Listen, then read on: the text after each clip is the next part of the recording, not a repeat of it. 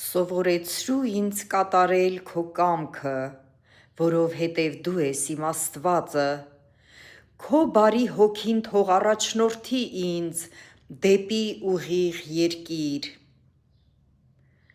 Սաղմոս 143, 10-րդ խոսքն է սա։ Մեր Աստծո սուրբ խաղաղությունը բոլորիս, բոլոր հայերին, աշխարհասփյուռ, Աստված օրհնի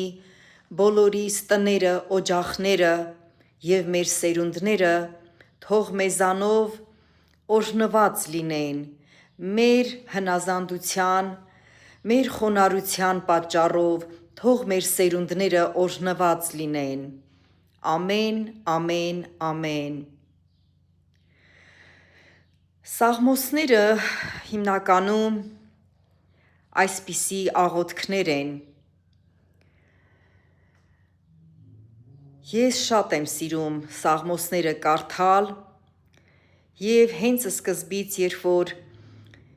ես ունեցա Աստվածաշունչ, իմ ամենասիրած բաժիններից մեկն է Սաղմոսների գիրքը։ Ես հաճախ բարձրաձայն կարդում եմ սաղմոսները և մի տեսակ իմ մեջ այսպիսի հավատք կա, որ երբ որ բարձրաձայն կարդում եմ, իմ բնակարանը լցվում է Աստծո հրեշտակների ներկայությամբ և իրականում շատ ու շատ մարդիկ, երբ որ գալիս են իմ տուն, հաճախ են վկայում, որ իմ տանը մի տեսակ խաղաղություն կա։ Շատ հաճելի է լսել այսպիսի բառեր։ Սիրելիներ, իրականում Աստծո խոսքը այնպես նրբորեն է վիրահատում մեր ներսը, վերափոխում, ձևափոխում մեր ներսի մարդուն ու ադամական մարդը օրըստօրե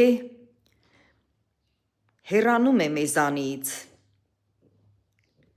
ջնջվում է մեր ներսից և մեր ներսում Աստված կերտում է իր թագավորությունը։ Եվ ինչպես այս խոսքում է գրված, թող Տիրոջ բարի հոգին